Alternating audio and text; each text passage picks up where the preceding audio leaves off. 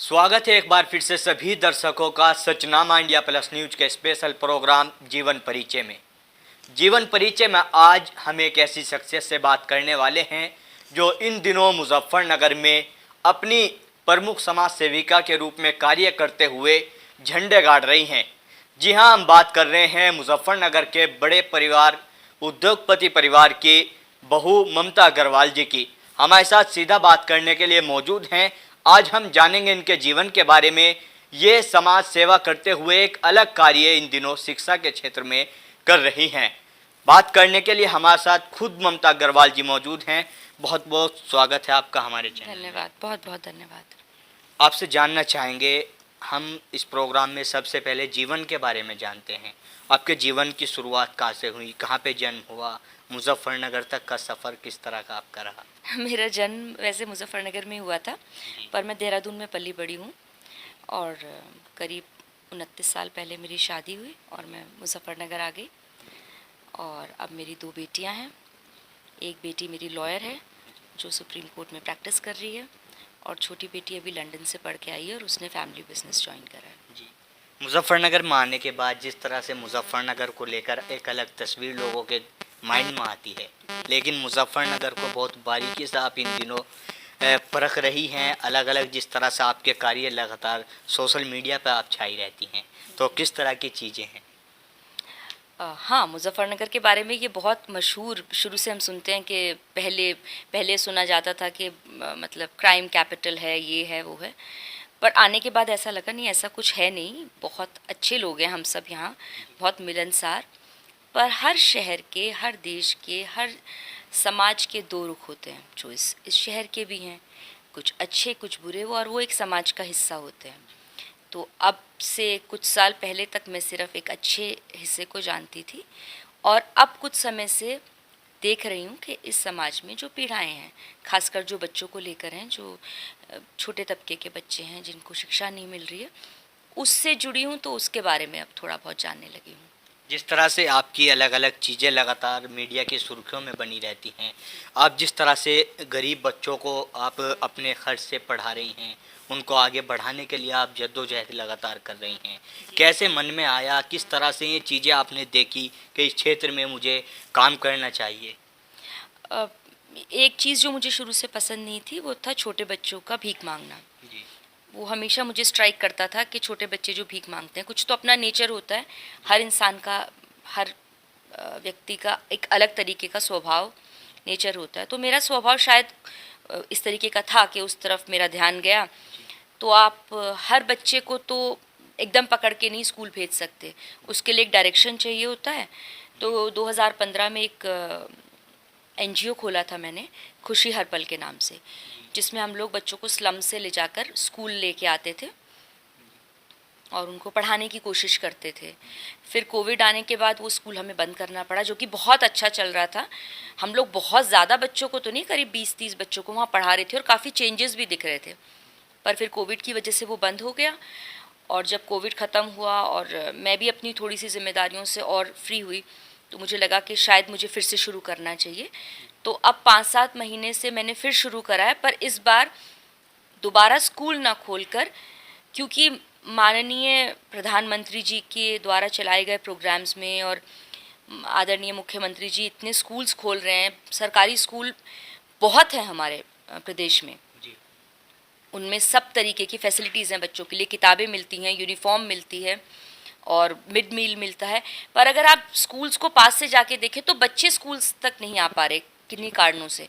तो बस अब मैं कोशिश कर रही हूँ कि उनके बीच का एक ब्रिज बन जाऊँ, कि जो भी परेशानियाँ हैं बच्चों की उनको दूर करके उनको स्कूल तक लाऊं, सरकारी स्कूलों तक। और अब तो आपकी तस्वीरें इस तरह की आती हैं, बच्चे आपको देखते ही दौड़कर आपके पास चले आते हैं, तो अब किस तरह का अनुभव रहा है इस पूरी प्रक्रिया में? अब कैसा महसूस आप करते हैं जिस तरह से बच्चों का आपसे एक लगाव हो गया है?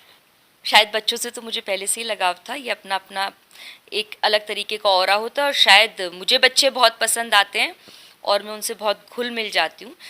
और इसमें कोई भी शक की बात नहीं है कि बच्चे भी बहुत प्यार दे रहे हैं और सबसे ज़्यादा मुझे खुशी का अनुभव उनके पास जाकर होता है। और मैं तो सबसे कहती हूँ कि देने से बड़ा सुख कोई नहीं होता, एक बार दे के देखिए उनको जिनको ज़रूरत है, और आप महसूस करेंगे कि उस सुख से बड़ा सुख कुछ नहीं होता। लेकिन मैम, जिस तरह से आप मुजफ्फरनगर के एक बड़े परिवार की बहू के रूप में मुजफ्फरनगर में आप आई हैं, जी। तो उस स्थिति में किस तरह का लगता है, जैसे परिवार का भी आपके लेकर एक अलग प्रतिक्रिया होती होंगी कि जी। किस तरह का कार्य आप करने लग गए हैं? मेरा ये मानना है, दुनिया में चाहे वो कोई आदमी हो या वो महिला हो, पुरुष या महिला, आप कभी भी जीवन में एक नॉर्मल रास्ते से हटकर कभी कुछ नहीं कर सकते अगर आपका परिवार आपके साथ नहीं है। जी। तो मैं तो अपने परिवार का बहुत बहुत धन्यवाद करती हूँ, उसमें चाहे मेरे पति हों, चाहे मेरे ससुर हों, जेठ हों, जेठानी हों, सब मेरा परिवार बहुत मेरी बैकिंग पे रहता है। क्योंकि डेफिनेटली जब आप घर से निकल के बाहर कुछ करने लगते हैं तो कहीं ना कहीं आप अपनी घर की जिम्मेदारियों में थोड़ा पिछड़ जाते हैं, जी। और वो फ्रंट मेरे घर वाले संभाल लेते हैं जी। और मुझे पूरी आज़ादी और पूरा साथ देते हैं मेरा, जी। उसी वजह से मैं कर पाती हूँ। इससे अलग भी लगातार आप जिस तरह से एक मुजफ्फरनगर में समाज सेविका के रूप में अलग अलग कार्य लगातार आप कर रही हैं, तो इस पूरी जो प्रक्रिया आपकी है, जो आप कार्य हटकर लोगों से अलग हटकर जो करती हैं, किस तरह की आम जनता की आपको इसमें सपोर्ट मिलती है, किस तरह के, क्योंकि हर चीज़ की दोनों तरह की पॉजिटिव भी प्रतिक्रिया आती है, निगेटिव भी आती हैं। नेगेटिव प्रतिक्रिया तो कोई मुझे ऐसा सच नहीं लगी अभी तक। जहाँ जाती हूँ वहाँ प्रशंसा ही मिलती है। जहाँ तक लोगों के साथ जुड़ने की बात है, हाँ, अभी कुछ समय से, करीब महीना डेढ़ महीना से कुछ महिलाएं हैं जो हमसे जुड़ना चाहती हैं। शायद वो काफ़ी समय से मुझे देख रही हैं काम करते हुए, क्योंकि जब मैंने शुरू करा था तो अकेले ही करा था। क्योंकि कई बार हम एक दूसरे के भरोसे रह जाते हैं और जो करना चाहते हैं वो कर नहीं पाते। तो मैंने अकेले शुरुआत करी थी और मेरे काम को लगातार देखने के बाद अब कुछ महिलाएं आगे बढ़कर आई हैं और उन्होंने कहा है कि वो भी जुड़ना चाहती हैं, कुछ करना चाहती हैं। और मैं आशा करती हूँ हम एक बहुत ही सक्षम समाज का हिस्सा हैं, और अगर हम करना चाहें तो इस समाज के लिए बहुत कर सकते हैं। जिस समाज की हम कल्पना करते हैं कि एक अच्छा समाज हो, बढ़िया समाज हो, साफ़ सुथरा हो, बच्चे पढ़े लिखे हो, सब कुछ अच्छा हो, वो समाज सपनों में से निकल के बाहर नहीं आएगा। उसको हमें ही बनाना होगा। हम अपना कर्तव्य निभाएंगे तो वो समाज तभी सच्चाई में बदलेगा। जी बिल्कुल, जैसे अभी आपने महिलाओं की बात की है कि महिलाएं जुड़ना चाहती हैं, आपके काम को देखते हुए अब बहुत सारे ऐसे परिवार हैं जो अपने बच्चों को पढ़ा तो नहीं सकते हैं, लेकिन आपको देखकर एक उम्मीद उनके अंदर इस समय जाग गई हैं, तो वो किस तरह से आपसे संपर्क कर सकते हैं? क्या वो जरिया है कि वो आपसे संपर्क कर सके, आपके संपर्क में वो आ सकें? बिल्कुल बिल्कुल, मैं, मेरे निवास का शायद ही ऐसा कोई हो कि मूलचंद परिवार का निवास स्थान शहर के मध्य में है, सब जानते हैं।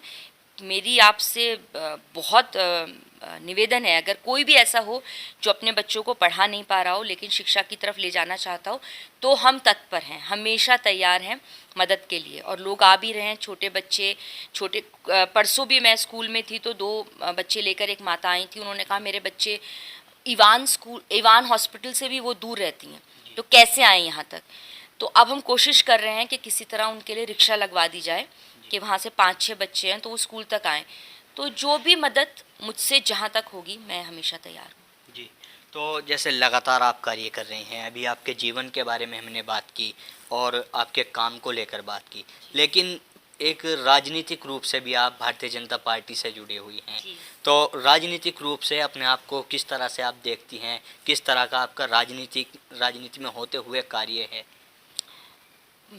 भाजपा की कार्यकर्ता हूँ मैं, और भाजपा की विचारधारा किसी से नहीं छुपी, और मैं भी पूर्ण रूप से उस विचारधारा को सपोर्ट करती हूँ। तो एज सच बहुत कुछ तो मैं नहीं कर पा रही हूँ अभी पार्टी के लिए, पर जो भी जहाँ भी मेरी ज़रूरत आज है, कल है या कल भी हो, कभी भी होगी, तो मैं पार्टी के लिए हमेशा तैयार हूँ काम करने के लिए। तो लगातार जिस तरह से आपने भी सरकार को लेकर भी बात की है कि कार्य छुपे नहीं हैं, आप किस तरह का वो प्रयास करती हैं अपनी तरफ से कि लोगों तक जो है सरकार के द्वारा चलाई जा रही तमाम तरह की योजनाओं का प्रचार प्रसार आप कर सके, किस तरह का आपका प्रयास रहता है? देखिए, सबसे पहला प्रयास तो मेरा यही है कि सरकार ने इतने स्कूल्स खोले हैं और लगातार बेटी पढ़ाओ बेटी बचाओ और बेटी बचाओ बेटी पढ़ाओ का एक नारा चल रहा है। तो सबसे पहला तो हम यही कोशिश करते हैं, घर घर जाके बताते हैं। दूसरा, हम दहेज को सपोर्ट नहीं करते। हम कहते हैं अपने बच्चों को, अपनी बेटियों को इतना सक्षम बनाइए, उन्हें पढ़ाइए लिखाइए कि वो अपने पैरों पर खड़ी हो सकें। इसी दौरान जब मैं घर घर जा रही थी तो कुछ माताओं ने, जो बच्चों की माएँ थी, उन्होंने मुझसे कहा है कि हम घर पर बैठे रहते हैं और हमारे पास कुछ काम नहीं है, तो अगर आप कुछ ऐसा कर सके कि हम घर बैठे 2 पैसे कमा सकें। तो मैंने अभी भाजपा के कुछ इन लोगों से बात करी है कि अगर वो कुछ जैसे समूह चलते हैं महिलाओं के लिए भाजपा की तरफ से, सरकार की तरफ से, तो उनमें अब हम कोशिश कर रहे हैं कि कुछ समूह बना दें और उन महिलाओं को भी काम मिल जाए, ताकि उन छोटे बच्चों को घर से निकल के किसी रेड़े पे या किसी की दुकान पे काम ना करना पड़े, उनकी माताएं सपोर्ट कर पाएँ और वो पढ़ाई की तरफ अपना ध्यान दे पाएँ। तो मैम, हमारे माध्यम से आप अपने पूरे कार्य को लेकर क्या मैसेज देना चाहोगे? मैसेज तो बस मैं यही देना चाहूँगी तनवीर जी, कि जहाँ तक हो सके हमारी बात पहुँचाएं, जो कर सके समाज की तरफ अपना दायित्व पूरा करे। कोई ऐसे बच्चे को जानता हो जो पढ़ना चाहता है तो हम हमेशा तैयार हैं मदद के लिए, और बदलाव तो हम ही ला पाएंगे जो सक्षम हैं। जो सक्षम नहीं है वो तो अपनी जद्दोजहद से ही बाहर नहीं आ पाते, तो उनसे उम्मीद करना गलत होगा, जबकि एक्सपेक्टेशन ये करी जाती है कि वो बदलाव लाएं। बदलाव हमें लाना है, तो मेरा सबसे निवेदन है समाज में थोड़ा थोड़ा करके अपना दायित्व निभाएं और इस समाज को बढ़िया बनाएं, इस शहर को इस लायक बनाएं कि जिन कारणों के लिए जाना जाता था उसकी जगह कुछ ऐसे कारणों के लिए, अच्छे कारणों के लिए जाना चाहिए। कि मुजफ्फरनगर शहर को देखिए, उसमें लोगों ने मिलके समाज में इतना बड़ा चेंज लाए हैं कि वो एक बदला हुआ शहर है। तो मैम, जैसे लगातार एक और नई तस्वीर आपकी अभी कुछ समय पहले सामने आई, आपकी बेटी का जन्मदिन था, लेकिन जन्मदिन आपने जो है उन छोटे मासूम बच्चों के साथ बनाया। एक अलग अंदाज में आप उनको अपनी गाड़ी से लेकर आए, उनके साथ आपने पार्टी की। जी, हमने एक बस अरेंज करी थी, क्योंकि गाड़ियों में आ ना पाते बच्चे, तो एक बस हायर करके 2 सरकारी स्कूल के बच्चे थे और उनको हमने बताया था कि कल आप टाइम से आइए, और हमने परमिशन ली थी बाकायदा BSA ऑफिस में एक एप्लीकेशन भेज के, क्योंकि इतने सारे बच्चों की जिम्मेदारी लेना भी बड़ी बात होती है। तो एप्लीकेशन से हमने जिम्मेदारी ली और फिर बच्चों को हम मूलचंद रिजॉर्ट तक लेके गए। वो वहाँ बहुत खेले और उनके मनपसंद का जो भी वो खाना चाहते थे उन्होंने खाया पिया, और उनके चेहरे की खुशी याद करके आज भी आप देख पा रहे होंगे कि मेरा चेहरा खिल रहा है। मतलब उनकी चेहरे की खुशी देखने लायक थी। तो किसी के लिए कभी इतनी खुशी दे पाएँ तो बहुत अच्छा है। तो जिस तरह से लगातार आप ये प्रयास कर रही हैं, कैसा अनुभव होता है? और लोग भी इस तरह की कोशिश करते हैं, लेकिन कहीं ना कहीं किन्हीं कारणों से वो पीछे रह जाते हैं, उनके लिए क्या मैसेज देना चाहोगे? मैं क्या मैसेज दे सकती हूँ? आई एम श्योर अगर आप करना चाहते हैं तो बहुत पुरानी कहावत है, where there is a will there is a way. अगर चाह है तो राह बन जाती है। मैं भी अकेली थी और अकेले ही शुरू करा था, पर अब लोग जुड़ रहे हैं। तो अगर आप में चाह है तो दुनिया की कोई ताकत आपको अच्छा करने से रोक नहीं सकती। मैम, बहुत बहुत धन्यवाद, आपने अपना कीमती समय हमारे स्पेशल प्रोग्राम जीवन परिचय में दिया। थैंक यू सो मच, बहुत बहुत धन्यवाद तनवीर जी। तो हमारे साथ में मुजफ्फरनगर की प्रमुख समाज सेविका ममता अग्रवाल जी मौजूद थी, जिन्होंने ये भी साबित कर दिया है कि जहां एक और मुजफ्फरनगर की बेटियां इन दिनों सफलता हासिल कर रही हैं और अलग अलग क्षेत्र में सफलता के झंडे गाड़ रही हैं, तो कहीं ना कहीं मुजफ्फरनगर की बहुएं भी अब उस प्रक्रिया में पीछे नहीं हैं। वो भी अपने अलग अलग कार्य कर कर इन दिनों मुजफ्फरनगर में सफलता के झंडे गाड़ रही हैं।